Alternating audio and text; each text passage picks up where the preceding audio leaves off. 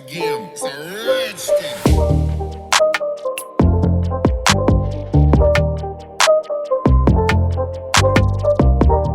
Hello दोस्तों, स्वागत है आज का video basics computer tutorial for beginner.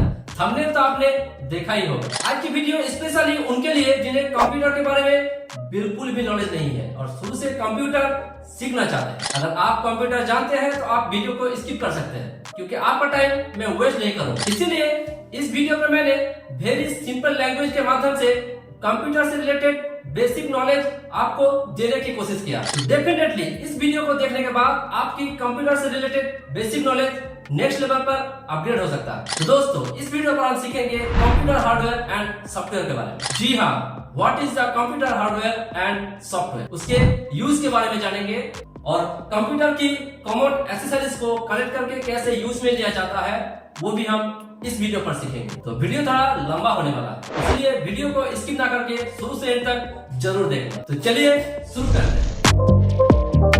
तो सबसे पहले आपको जानना होगा कंप्यूटर क्या है। A computer is an electronic device capable of receiving, processing and storing data to produce desired output। मतलब है कि कंप्यूटर एक इलेक्ट्रॉनिक्स डिवाइस है जो इलेक्ट्रिसिटी से चलता है और कंप्यूटर इनपुट डेटा को प्रोसेस करके आउटपुट भी देता है और डेटा को लॉन्ग टाइम के लिए सेव करके भी रख सकता है। और एक कंप्यूटर हार्डवेयर और सॉफ्टवेयर के माध्यम से इन सारे प्रोसेस को कर सकता है। तो अब हम जानेंगे कंप्यूटर हार्डवेयर के बारे में। Hardware refers to the physical components of a computer system that can be touched and seen. दोस्तों, कंप्यूटर के उन सारे डिवाइसेस को जिसे हम देखने के साथ साथ टच भी कर सकते हैं, उन सारे डिवाइसेस को कंप्यूटर हार्डवेयर कहा जाता है। और उन सारे कंप्यूटर हार्डवेयर को 3 कैटेगरीज पर डिवाइड किया गया है: input device, processing device and output device, जिसके माध्यम से हम कंप्यूटर को कमांड देते हैं, मतलब इनपुट देते हैं, जैसे कि keyboard, mouse, scanner, webcam, microphone. Number 2 पर है प्रोसेसिंग डिवाइस, सीपीयू, जिसका फुल फॉर्म है सेंट्रल प्रोसेसिंग यूनिट, जिसे ब्रेन ऑफ कंप्यूटर कहा जाता है। और सीपीयू के साथ और भी कई सारे कंपोनेंट्स लगाया जाता है, जैसे कि motherboard, memory device, RAM, storage device, hard disk, solid state drive, SSD card, optical device, CD, DVD writer, graphics processing unit, graphics card. और नंबर 3 पर है output devices, monitor, printer, speakers.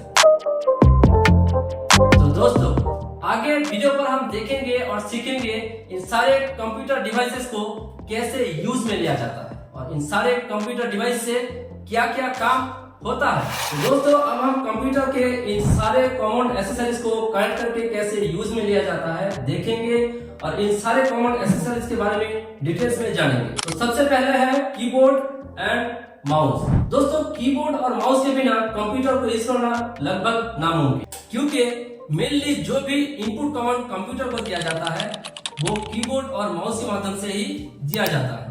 अगर कंप्यूटर पर कुछ टाइप करके print करना चाहेंगे तो कीबोर्ड, अगर इंटरनेट पर कुछ टाइप करके सर्च करना चाहेंगे तो कीबोर्ड, और क्विकली एक ऑप्शन से दूसरे ऑप्शन को सिलेक्ट करने के लिए माउस को यूज किया जाता है। और कीबोर्ड के इन सारे कीज को अल्फाबेटिक कीज कहा जाता है और यहाँ पर इन सारे कीज को न्यूमेरिक कीज कहा जाता है, जिससे किसी भी नंबर को टाइप करने में यूज किया जाता है। इसके बाद यहाँ पर भी नंबर के साथ साथ कुछ दूसरे सिंबल्स भी दिखाई दे रही है, जिसे अल्फा न्यूमेरिक कीज कहा जाता है। इसे आप नंबर टाइप करने के साथ साथ शिफ्ट की को होल्ड करके रखेंगे तो इन सारे सिंबल कीज को यूज कर सकेंगे। नेक्स्ट यहाँ पर है नेविगेशन कीज। इन सारे कीज के माध्यम से up, down, left, right move करने के लिए यूज किया जाता है। इसे नेविगेशन कीज कहा जाता है। नेक्स्ट की को देखेंगे, ये है extra keys, page up, page down, page and में जाने के लिए एंड की,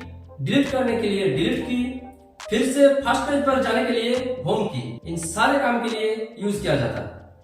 नेक्स्ट यहाँ पर आप देख सकते हैं F1, F2, F3, F4 करके F12 तक कुछ कीज है।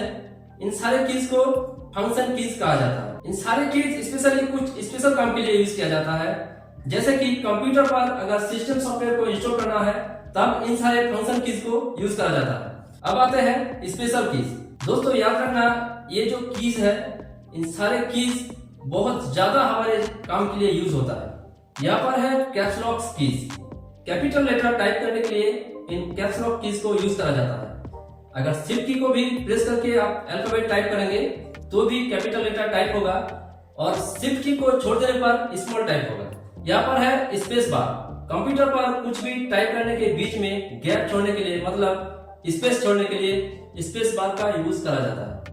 दोस्तों यहाँ तक वीडियो को देख ही लिया तो वीडियो को एक लाइक और सब्सक्राइब जरूर कर लेना, क्योंकि आपके एक लाइक और सब्सक्राइब से हमें बहुत मोटिवेशन मिलता है, तो प्लीज कर देना। दोस्तों कीबोर्ड के बाद अब बारी आती है माउस।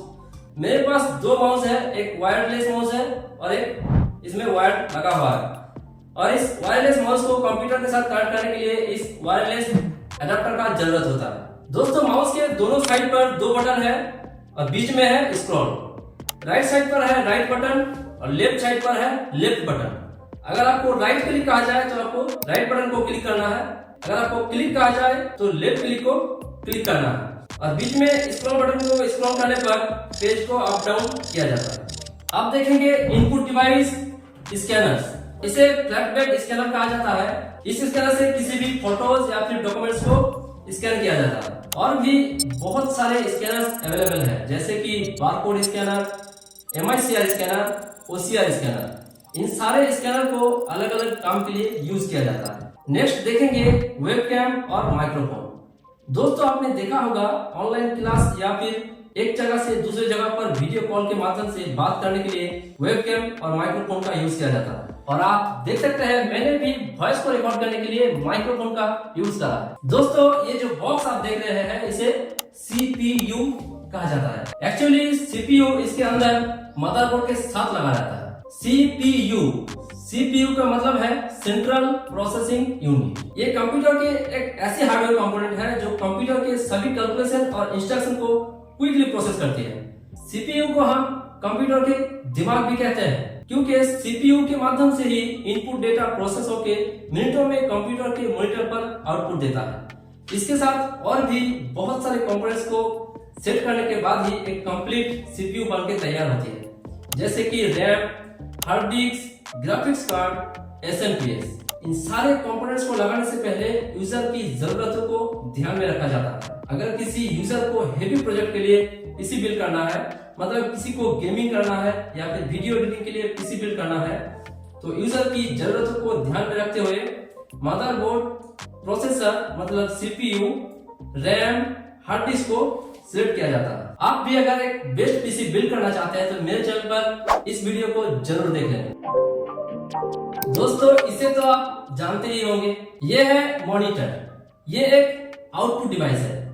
किसी भी रनिंग प्रोजेक्ट पर काम करते समय इस आउटपुट डिवाइस के माध्यम से हम प्रोजेक्ट के आउटपुट हम देख सकते हैं। और ये है प्रिंटर, जिस पर हम कोई भी डॉक्यूमेंट्स को प्रिंट करते हैं। और दोस्तों फाइनली ये है UPS, जिसका फुल फॉर्म है अनइंटरप्टेबल पावर सप्लाई।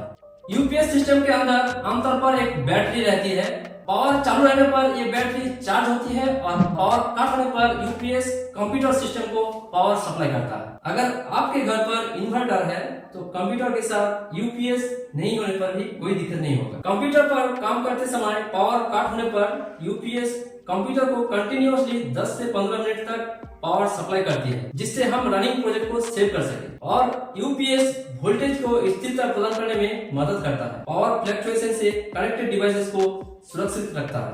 इसीलिए कंप्यूटर के साथ UPS को यूज करना जरूरी है। तो दोस्तों अब समय आती है कंप्यूटर के इस पूरे सिस्टम को कनेक्ट करके कैसे चालू किया जाता है। तो चलिए देखते हैं।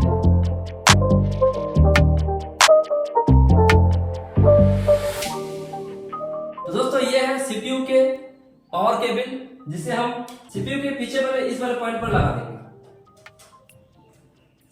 मैंने लगा दिया है और इस पॉइंट को UPS के पीछे की कोई भी एक पॉइंट पर लगा देना है। नेक्स्ट हम कनेक्ट करेंगे कंप्यूटर मॉनिटर को। दोस्तों आप देख सकते हैं ये है VGA केबल, दोनों साइड पर सेम तरह की पॉइंट दिया हुआ है। दोस्तों आप देख सकते हैं पीछे यहाँ पर 2 स्क्रू है, जिसे लगाकर टाइट करना होगा। और यहाँ पर दिए गए इस स्लॉट के हिसाब से आपको मॉनिटर के पीछे सेम टू सेम पॉइंट पर आपको आराम से लगाना होगा। लगा के पीछे के जो स्क्रू है, स्क्रू को धीरे धीरे टाइट कर देना है। इस पॉइंट को सीपीयू के पीछे सेम टू सेम दिए गए पॉइंट पर लगाना है।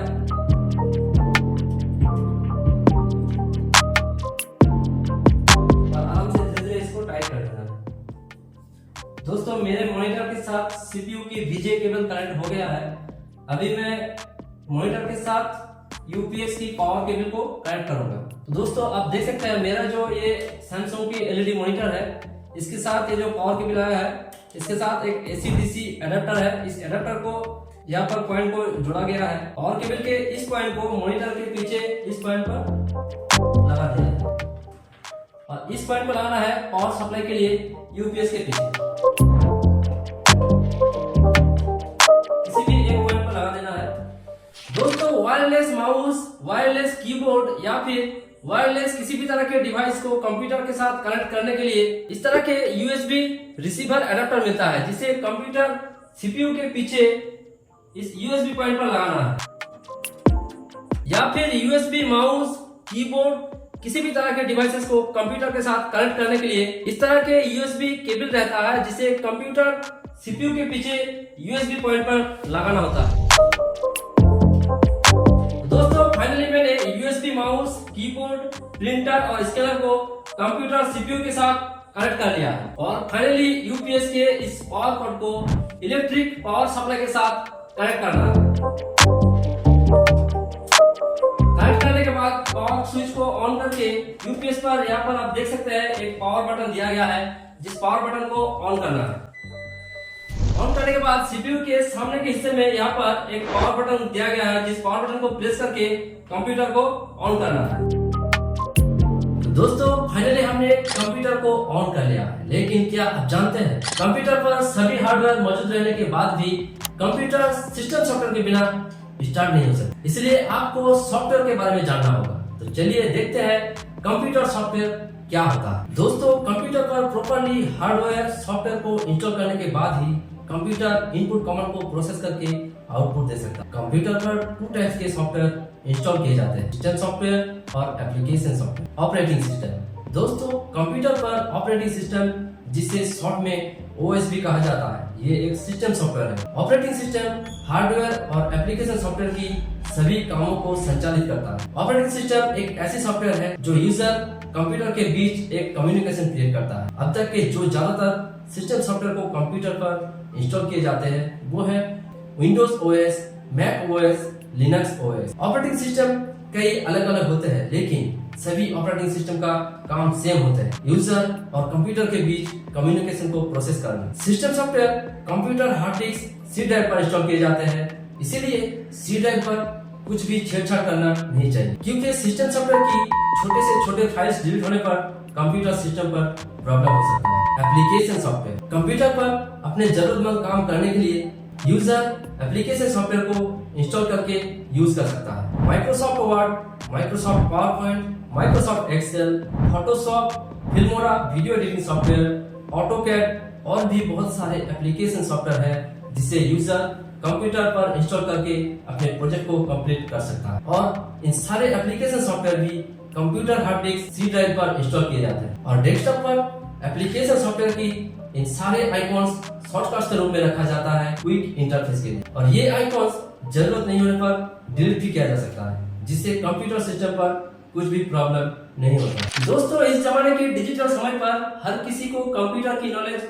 थोड़ी बहुत होनी चाहिए, क्योंकि हर किसी फील्ड में कंप्यूटर को यूज किया जाता है। और दोस्तों मेरे इस चैनल पर कंप्यूटर बेसिक से लेकर computer system settings, Microsoft Word, Microsoft Excel, PowerPoint, Photoshop, Filmora video editing software और भी बहुत सारे एप्लीकेशन की नॉलेजेबल वीडियोस आपको मिलता रहेगा। तो वीडियो पर इतना मेहनत के लिए एक लाइक और सब्सक्राइब तो बनता है, हो सके तो कर देना। तो चलिए मिलते हैं नेक्स्ट वीडियो पर, तब तक के लिए टेक केयर, गुड बाय।